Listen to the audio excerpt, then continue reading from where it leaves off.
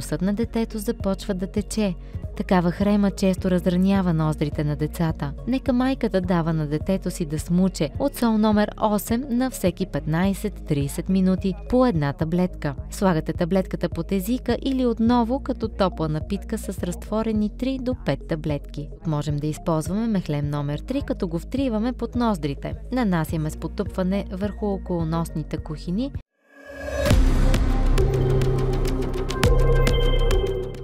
Ако обаче сме закъснели и сме пропуснали началото на течащата хрема, стигаме до момента, когато се отделят секрети. Според доктор Шуслер, това е вторият стадий на възпалението. Секретът е слузест, сиво-бял на цвят, лепкав е и трудно изтича от носа. Казваме, че това е застой на хрема, защото секретът остава в околоносните кухини или в кухините под челото. Трудно е да се изкашляме, защото секретът си стои вътре в бронхите. Може и сливиците да са подути. Всички тези симптоми се третират с сол номер 4, калиум хлоратум. Даваме в началото по една таблетка на 15-30 минути или гореща напитка с 3 до 5 таблетки, която се пие бавно на глътки с дъвчене. Това се повтаря, докато лепкавата хрема се разнесе. Сол номер 6, калиум сулфурикум, се прилага в третия стадий на възпалението според доктор Шуслер. Тогава секретите от носа или сливиците са жълтеникави. Може да видите и бели налепи по гърлото на детето. Точно в тези случаи съветвам да използвате Шуслерова сол номер 6. На всеки 15-30 минути се смуче по една таблетка или отново познатата гореща напитка с 5 таблетки, разтворени във вода. Пие се на малки глътки, на често. След настъпване на подобрение приемът се разрежда.